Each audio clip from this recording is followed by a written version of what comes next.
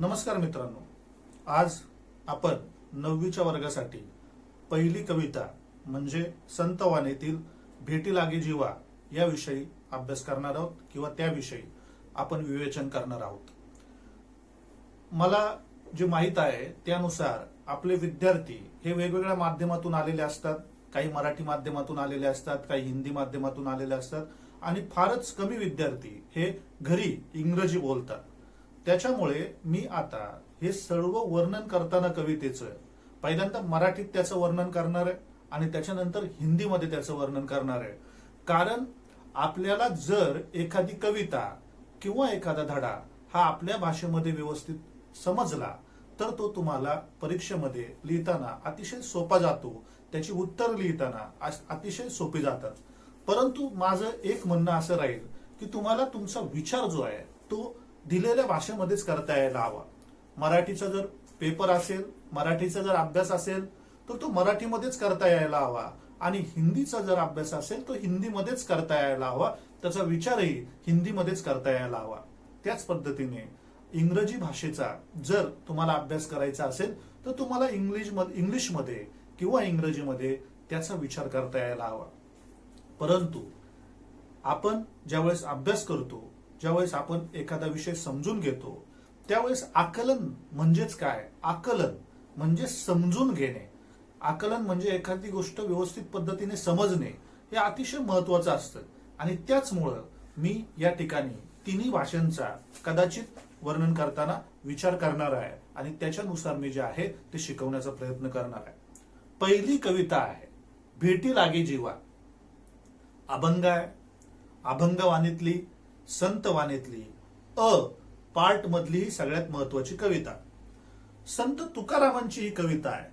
कवितेचा शीर्षकच आपल्याला सांगण्याचा प्रयत्न करतं की भेटी लागे जीवा, की एखाद्याला भेटण्यासाठी आपल्या जीवाला किती आस लागलेली असते। इंग्लिशमध्ये किती ईगर झालेलो असतो आपण, किती ईगरनेस वाढलेला असतो, याच्याविषयी ही कविता आपल्याला सांगणार आहे। हिंदीमध्ये सांगायचं झालं तर एक साधी गोष्ट आहे की हिंदीमध्ये आपण असं म्हणू शकतो की आपल्याला हमें किसी व्यक्ति को मिलने के लिए कितनी आतुरता हो जाती है या कितने हम आतुर हो जाते हैं, कितने हम ईगर हो जाते हैं, ये बताने की कोशिश संत तुकाराम महाराज ने यहाँ पे इस कविता में की है। आता संत तुकाराम कोणाला भेटणार असतील तर संत तुकाराम नक्कीच त्यांच्या परमप्रिय अशा विठ्ठलाला भेटणार असतील। विठ्ठलाला भेटण्याची, विठ्ठलाला पाहण्याची त्यांची आस, त्यांची इच्छा, त्यांचा ईगरनेस हा किती दाटून आलेला आहे, किती त्यांच्या मनामध्ये त्याच्याविषयी प्रबळ इच्छा आहे हे सांगण्याचा प्रयत्न या अभंगामधनं संत तुकारामांनी केलेला आहे। कविता सुरू करण्याच्या अगोदर आपण प्रथमतः संत तुकाराम महाराजांचा परिचय पाहणं अतिशय महत्वाचं आहे।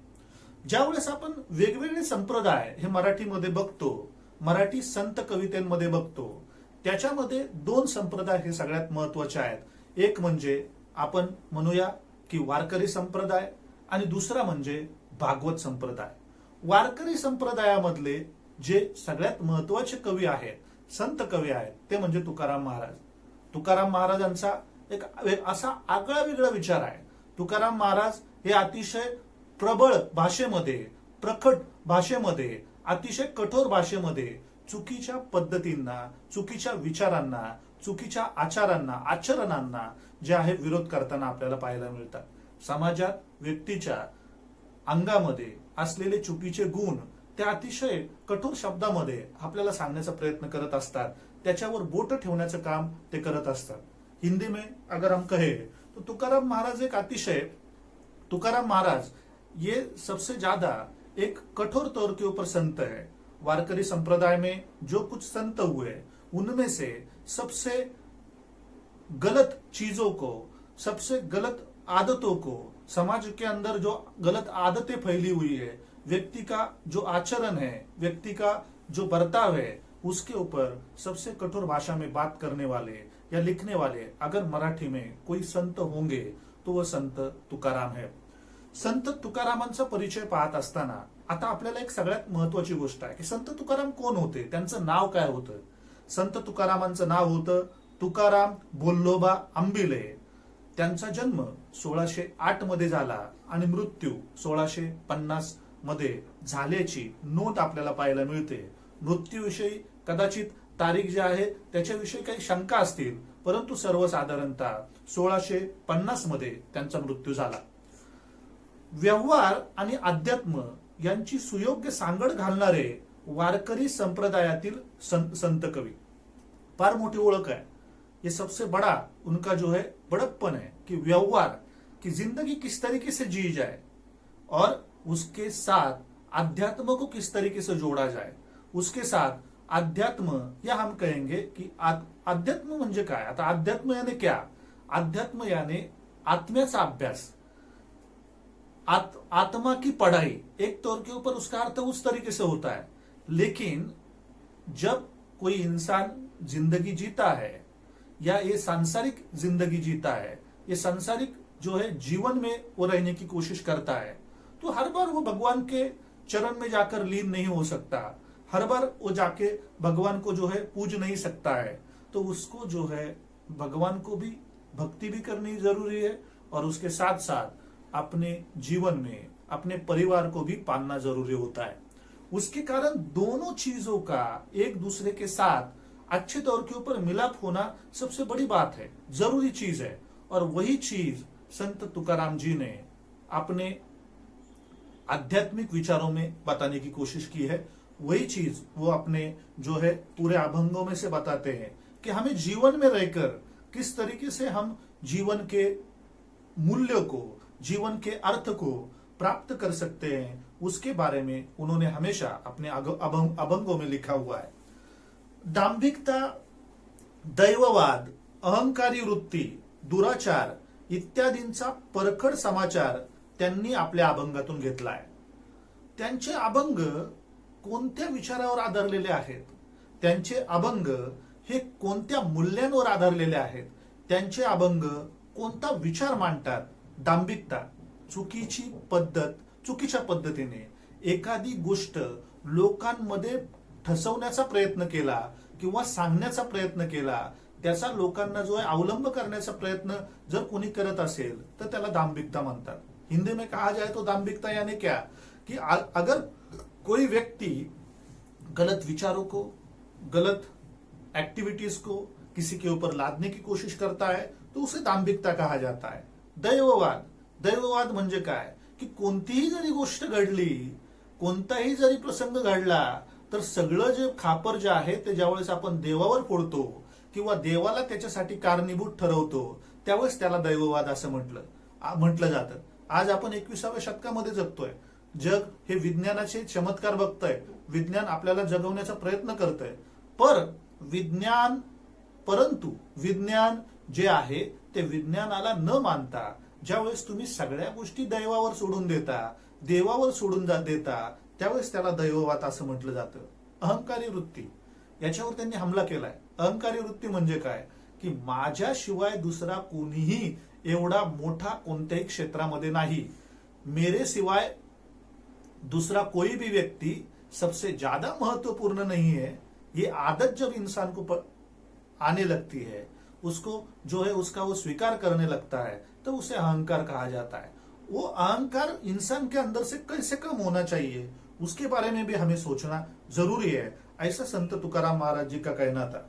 दूसरा और अंतिम जो विचार उन्होंने यहाँ पे प्रकट किया है वो ऐसा है की दुराचार. दुराचार म्हणजे काय तर चुकीचा आचार. दुराचार म्हणजे काय तर चुकीचं आचरण. आपण जर एखादी गोष्ट चुकीच्या पद्धतीने करण्याचा प्रयत्न करत असू, परंतु तीच गोष्ट खरी आहे असं मानण्याचा जर तुम्ही प्रयत्न करत असाल त्यावेळेस त्याला दुराचार म्हटलं जातं. चुकीचं आचरण, नियम किंवा नैतिकता किंवा चांगले गुण सोडून आपण ज्यावेळेस एखादं आचरण तयार करायला सुरुवात करतो त्यावेळेस त्याला दुराचार म्हटलं जातं. त्याचा परखड समाचार हा संत तुकारामांनी अपने अभंगातून घेतलेला है. परखड़ कठोर शब्दों में उन्होंने इन सभी बातों को, इन 4 गुणों को, दांभिकता, दैववाद, अहंकारी वृत्ति और दुराचार, ये जिस इंसान के अंदर होंगे उसके खिलाफ, या समाज के अंदर होंगे तो समाज के खिलाफ उन्होंने अपने अभंगों में से अलग अलग तौर के ऊपर हमला करने की कोशिश की है. अजून एक गोष्ट जी संत तुकारामांची महत्वाची आहे ती म्हणजे त्यांनी आपल्या अभंगातून काय सांगण्याचा प्रयत्न केला. प्रेम, नैतिकता, करुणा, सर्वानुभूती ईश्वर या मूल्यांना प्रमाणभूत मानून आपल्या प्रापंचिक जीवनाचा आदर्श ते अभंगातून मांडतात. मनुष्याला जगण्यासाठी काय काय असायला हवं, तर शुद्ध प्रेम असायला हवं. प्रत्येक प्राणी मात्रावर त्यांनी प्रेम करायला हवं. खरा तो एकची धर्म जगाला प्रेम अर्पावे, अशा पद्धतीने साने गुरुजींसारखं एका प्रत्येक व्यक्तीवर जे आहे तुम्ही एकाच पद्धतीने प्रेम करायला हवं. जसं आई एखाद्या बालकाला प्रेम करते त्याच पद्धतीने आपण सगळ्या प्राण्यांवरती, व्यक्तींवरती प्रेम करायला हवं. नैतिकता हवी, इथिक्स हवे. In English it is called as ethics.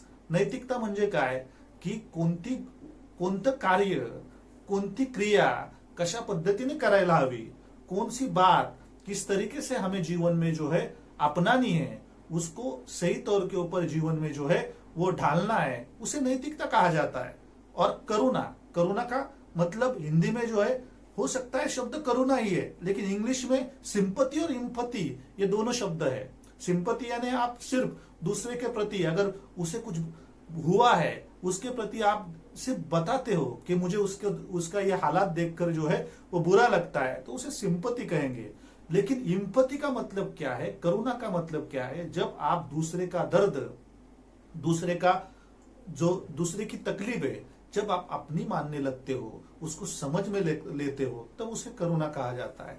संत तुकारामाने तेच सांगितलं की आपण दुसऱ्या व्यक्तींच्या सुखदुःखांमध्ये, जास्त करून दुःखांमध्ये सहभागी होऊन त्याला समजून घेण्याचा प्रयत्न आपण केला पाहिजे. आणि सगळ्यात महत्वाचा मुद्दा म्हणजे सर्वानुभूती ईश्वर. सर्वानुभूती ईश्वर म्हणजे काय, फक्त देव जो आहे तो दगडामध्येच आहे का, देव जो आहे तो दगडामधल्या त्या मूर्तीमध्येच आहे का, तर नाही. चराचरामध्ये ईश्वर आहे. हर जगह पर ईश्वर है. निसर्ग की हर घटकों में ईश्वर समाया हुआ है. हर जगह में हमें ईश्वर का जो है आभास होता है, हमें उसका एहसास होता है. ही बात त्यांनी आपल्या जीवनामध्ये, ये बात उन्होंने अपने जीवन में जो है अपनाने के लिए कहा है. इसके कारण क्या होगा की हम अपना जो सांसारिक जीवन है याच्यामुळे काय होईल की आपलं जे सांसारिक जीवन आहे किंवा आपण जे जीवन जगतोय त्याच्यामध्ये आपल्याला अतिशय चांगल्या पद्धतीने जीवन जगता येऊ शकतं जर आपण हे गुण आपल्यामध्ये अवलंबित करण्याचा प्रयत्न केला. In English we simply can say like that way that the Sant Tukaram is one type of a prominent leader of the Warkari Sampradaya. Prominent, we can say, poet of Warkari Sampradaya. But he had never accepted wrong things and wrong doings in the society. That is his philosophy. And that philosophy he wanted to imbibe in the society. हे सांगण्याचा प्रयत्न या कवितेमधून केला गेलेला आहे. आता आपण हा अभंग बघणार आहे. मी प्रत्येक ओळीनुसार ह्या अभंगाचं जे आहे ते वर्णन करण्याचा प्रयत्न करणार आहे. इंग्लिशमध्ये ज्याला स्टांजा म्हणतात त्या प्रत्येक स्टांजाचं जे आहे ते वर्णन करण्याचा प्रयत्न मी या ठिकाणी मराठी आणि हिंदीमध्ये करणार आहे. आणि त्याच्यानंतर जे आहे ते तुम्ही आपल्या पाठ्यपुस्तकामध्ये बघून ते समजून घेण्याचा प्रयत्न करायचा आहे. प्रस्तुत अभंगातून संत तुकारामांनी काय सांगण्याचा प्रयत्न केलाय की संत तुकाराम सांगण्याचा प्रयत्न करतात की आपल्या मनामध्ये विठ्ठल भेटीची किती तीव्र इच्छा आहे, आपल्या मनामध्ये विठ्ठलाला भेटण्याची किती आस आहे, किती डिझायर आहे, किती इगरनेस आहे, हे सांगण्याचा प्रयत्न ते या अभंगामधून करतात. What he wanted to tell us, he wanted to tell us that he is very eager to meet his God, that is a Lord Vitthala.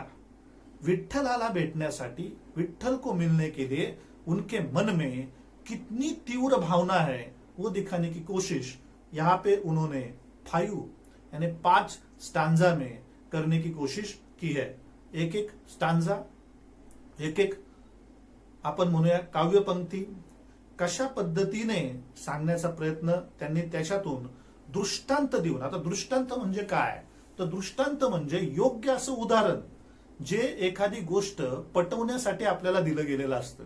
दृष्टांत म्हणजे काय की कोणतं तरी one example which is given to emphasise another one good things in the life.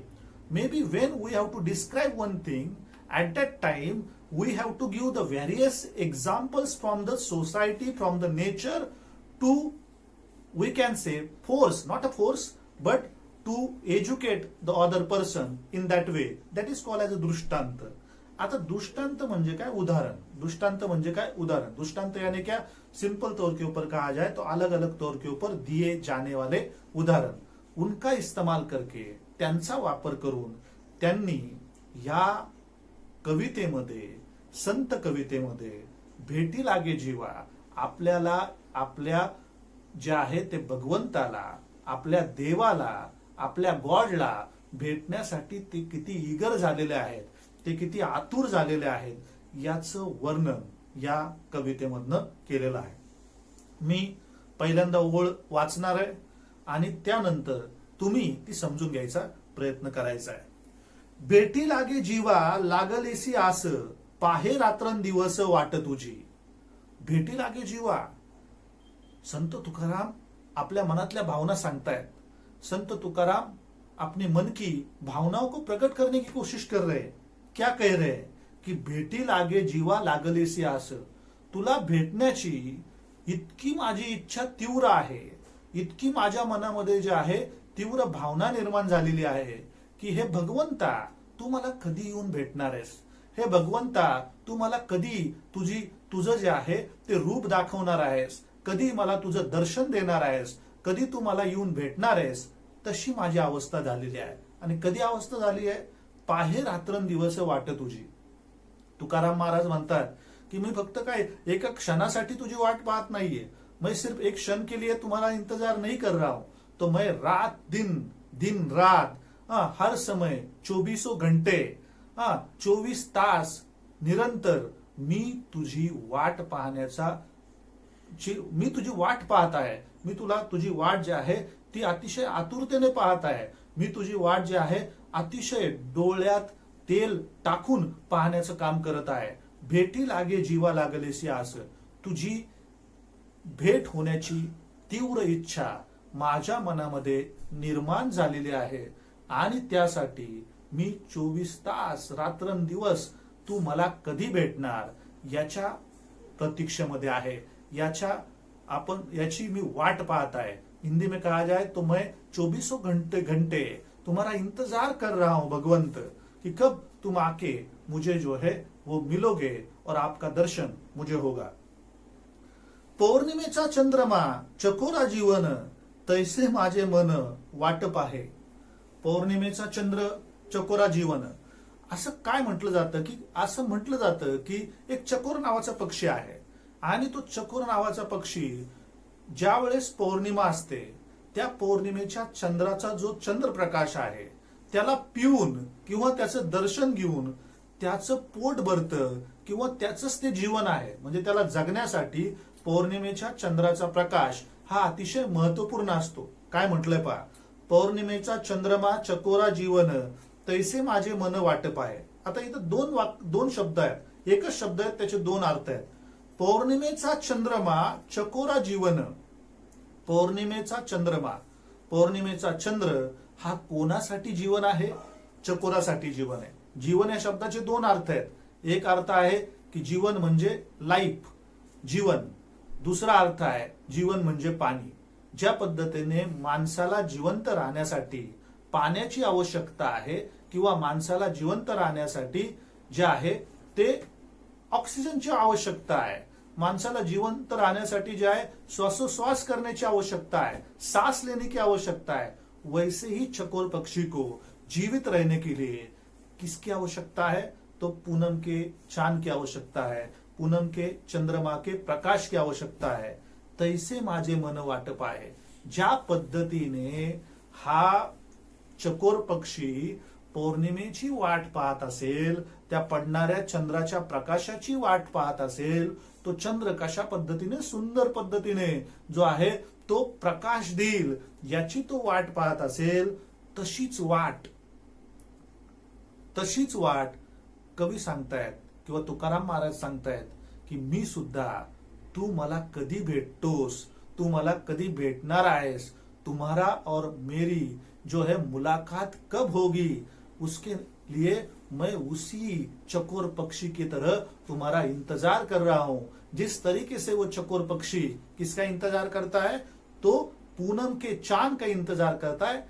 सच देखा जाए तो वो पूनम के चांद का जो है प्रकाश का इंतजार कर रहा होता है, उसी तरीके से मैं भी तुम्हारा इंतजार कर रहा हूं।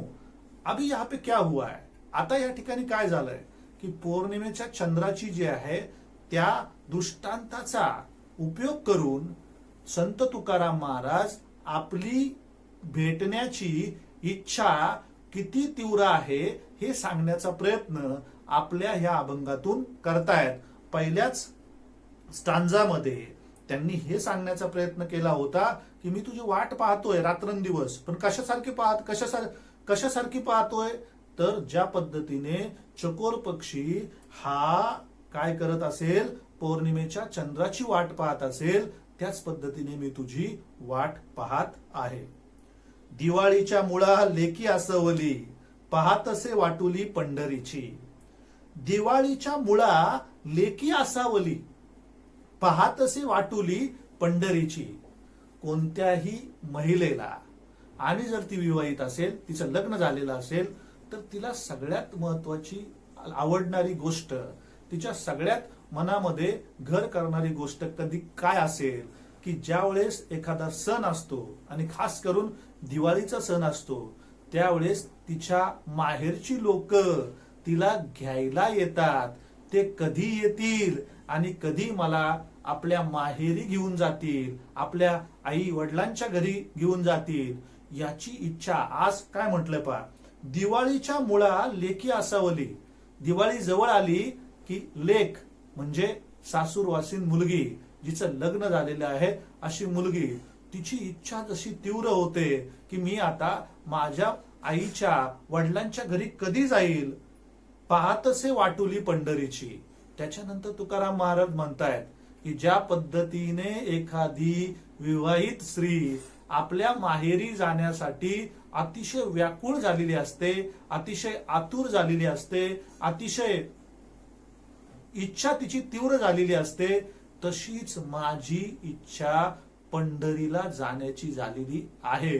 म्हणजेच माझी इच्छा पंढरपूरला मी कधी जाईल आणि कधी माझ्या विठ्ठलाचं दर्शन घेईल, अशी माझी इच्छा झालेली आहे। पंढरपूर म्हणजे काय, ज्या ठिकाणी विठ्ठलाचं मुख्य स्थान आहे, अशा ठिकाणी मी कधी जाईल आणि कधी विठ्ठलाचं दर्शन घेईल, अशी माझी इच्छा, अशी तीव्र इच्छा माझ्या मनामध्ये निर्माण झालेली आहे। सीधा है, सीधी बात है कि वो कहते हैं कि जिस तरीके से कोई लड़की जो शादीशुदा है अपने मायके जाने के लिए जो है बहुत उसकी इच्छा आतुर हुई रहती है, उसी तरीके से जिसके मन में अपने मायके जाने के लिए बहुत ही ज्यादा स्ट्रांग डिजायर रहती है, उसी तरीके से वो कहते हैं, तुकाराम महाराज जी कहते हैं कि मुझे पंढरपुर जाने की इच्छा हुई है। मुझे जो है विठ्ठल जी के मुख्य स्थान के ऊपर जाकर उनका दर्शन करने की इच्छा हुई है। भुके लिया बाळ अति शोक करी, वाट पाहे उरी माऊलीची। अजून एक सुंदर दृष्टांत, अजून एक सुंदर असं जे आहे ते वर्णन। काय वर्णन, भुके लिया बाळ अति शोक करी, वाट पाहे उरी माऊलीची। ज्या पद्धतीने एखाद्या बालकाला, छोट्या बालकाला, 1 वर्षाचं किंवा 1 वर्षाच्या कमी, ते बाळ ज्या पद्धतीने त्याला भूक लागते, त्यावेळेस ते आईचं दूध प्राशन करण्यासाठी ज्या पद्धतीने व्याकुळ झालेलं असतं की कधी मला आई माझी जे आहे ते मला माझं जेवण देईल, माझं अन्न देईल, कशा पद्धतीने ते अतिशोक करतं, अतिशय आपले हातपाय जे ते झाडण्याचा प्रयत्न करतं, जोरजोरात रडण्याचा प्रयत्न करतं, कारण ते भूकेनं व्याकुळ झालेलं असतं। कोई छोटा बच्चा जिस तरीके से भूख के कारण पूरी तरीके से हम कहेंगे कि वो आक्रोश करता है, जिस तरीके से वो पूरी तौर के ऊपर हम देखेंगे कि वो ऐसी उसकी इच्छा होती है कि कभी कब उसकी माँ आकर उसको दूध पिलाए, उसी तरीके से संत तुकाराम जी कहते हैं कि मेरी भी इच्छा हुई है कि कब कोई आके जो है मुझे जिस तरीके से उस बच्चे को अपनी माँ अपने नजदीक आने की इच्छा होती है, अपनी माँ उसको जो है दूध पिलाने की इच्छा होती है, उसी प्रकार की इच्छा यहाँ पर संत तुकाराम कहते हैं कि मेरी हुई है। और वो किसको मिलने के लिए हुई है? तो संत तुकाराम जी कहते हैं कि विठ्ठल को मिलने के लिए मेरी भी उसी प्रकार की तीव्र इच्छा मन में निर्माण हुई है। म्हणजे काय की ज्या पद्धतीने एखादं बालक आपल्या भुकेमुळे आपली आई कधी येऊन आपल्याला दूध पाजते, अशी त्याची जी तीव्र इच्छा झालेली असते की कधी माझी आई येईल आणि कधी मला दूध पाजेल, त्याच पद्धतीने संत तुकाराम महाराज म्हणतात की माझी सुद्धा इतकीच तीव्र इच्छा झालेली आहे की कधी जाऊन मी जे आहे ते विठ्ठलाला जाऊन भेटतो, माझ्या माऊलीला जाऊन भेटतो, माझ्या देवाला जाऊन भेटतो, अशाच प्रकारची तीव्र इच्छा माझी निर्माण झालेली आहे। शेवटचं जय कडवं आपण म्हणूया की तुका म्हणे मज लागलीसी भूक धावुनी श्रीमुख दावी देवा। तुका म्हणे मज लागिलीसी भूक धावुनी श्रीमुख दावी देवा। तुका म्हणे मज, तेव्हा शेवट तुकाराम महाराज आपल्या अभंगाची शेवट करताना आपल्या अध्यक्षराचा वापर करतायत, आपल्या नावाचा वापर करतायत। जवळजवळ बरेचसे संत आपल्या अभंगामध्ये शेवटच्या ओळीमध्ये आपल्या नावाचा उल्लेख करत असतात। त्याच पद्धतीने तुकारामांनी या ठिकाणी उल्लेख करताना काय म्हटलंय ते महत्वाचं आहे। तुका म्हणे मज लागिलीसे भूक धावुनी श्रीमुख दावी देवा। अरे तुकाराम महाराज म्हणतायत, काय म्हणतायत की मला सुद्धा अशीच भूक लागलेली आहे।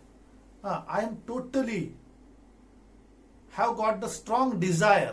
What type of a strong desire? That I want to meet my lord my god विठ्ठला। म्हणजेच काय तुकाराम महाराज म्हणतायत, तुकाराम महाराज कह रहे हैं कि मुझे भी उस तरीके से भूख लगी हुई है, जैसे आपको प्यास जोरदार लगती है, आपको भूख जोरदार लगती है, तो हमें कब खाना मिले या कब हमें पानी मिले, इसकी हम आतुरता से यानी हम बहुत ही जोरदार तौर के ऊपर इंतजार करते हैं। हम राह देखते हैं कि कब मुझे जो है पीने के लिए अच्छा पानी मिले, कि खाने के लिए मुझे खाना मिले। उसी तरीके से संत तुकाराम जी कहते हैं कि मेरे भी हालात वैसे ही है कि कब मुझे आकर मेरे विठ्ठल भगवान मुझे क्या दिखाते हैं, उनका मुख। उन्होंने क्या कहा है, देखो त्यांनी काय म्हटलंय पहा, धावुनी श्रीमुख दावी देवा। अरे भगवंता लवकर ये, तू मला लवकर तुझं श्रीमुख श्री म्हणजे काय? भगवंत। श्री म्हणजे काय? तर भगवान। श्री म्हणजे काय? तर देव। मुख म्हणजे काय? चेहरा।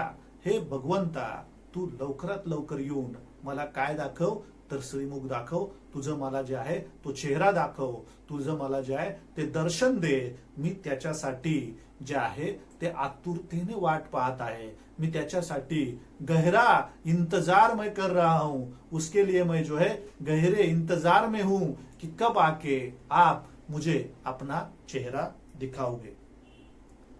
मेरे ख्याल से इतने में समझ में आया होगा। मला वाटतंय एवढ्यानुसार तुम्हाला समजलेलं असेल। नसेल समजलं तर पुन्हा एकदा वाचा, आपण पुन्हा एकदा जे आहे ते ग्रुपमध्ये डिस्कशन करणार आहोत। सगळ्यात महत्वाची गोष्ट ह्या अभंगामध्ये ही होती की हा जो अभंग आहे तो सकल संत गाथा खंड 2 श्री तुकाराम महाराजांची अभंग गाथा अभंग क्रमांक 1136 या पुस्तकामधनं या खंडामधनं घेतला गेलेला आहे। आणि या ठिकाणी सगळ्यात महत्वाची गोष्ट आपल्याला लक्षात ठेवायला हवी, या सबसे महत्वपूर्ण बात हमें ध्यान में रखना जरूरी है कि यहाँ पे अलग अलग उदाहरण देकर तुकाराम महाराज जी का अपने भगवंत को या अपने भगवान को पाने की इच्छा, उनकी पाने की जो मन में की भावना कितनी स्ट्रांग है वो दिखाने की कोशिश इस अभंग में की गई है। आज यहाँ पे ही रुकते हैं, आज इथेच थांबू। आणि सगळ्यात महत्वाचं म्हणजे काय की आता या धड्याखाली स्वाध्याय दिलेला आहे, तुम्हाला फक्त तो वाचायचा आहे आणि तुम्हाला कशा पद्धतीने समजलंय त्याच्यानुसार त्याची उत्तरे लिहायची। मनाने उत्तर लिहिण्याचा प्रयत्न करा, मन से अपने जवाब लिखने की कोशिश करो। चुकलं तर चुकू द्या, सगळ्यात महत्वाचं म्हणजे चुकलं तर चुकू द्या, नाही आलं काही तरी चालेल, परंतु मनाने उत्तर लिहिण्याचा प्रयत्न करा। आणि सरळ सरळ या कवितेवरती एवढी मोठी उत्तरं तुम्हाला लिहायला येणार नाही आहेत. छोटी छोटी उत्तरं तुम्हाला लिहायला येणार आहेत. ऑब्जेक्टिव्ह टाईप ऑफ क्वेश्चन्स तुम्हाला त्या ठिकाणी लिहायला येणार आहेत. जर हे वर्णन समजलं असेल तर तुम्ही ते नक्कीच लिहू शकता. आणि सगळ्यात महत्वाची गोष्ट म्हणजे मी आता जो व्हिडिओ पोस्ट केलाय त्याच्यानंतर तुम्ही आपलं पुस्तक घेऊन अपनी किताब लेकर आप बैठो. You have to take the text book and read the poem again and again and try to understand with the help of my YouTube performance. But एक ध्यानात ठेवायचंय की तुम्हाला तुमचा विचार काय वाटतो, तुम्हाला तुमच्या पद्धतीने या कवितेचा अर्थ काय वाटतो, तो तुम्ही सारांश रूपाने, समरीच्या रूपाने लिहून ठेवायचा आहे. उसकी समरी आपको लिखनी है. You have to write the summary of this poem in your own words. Thank you very much.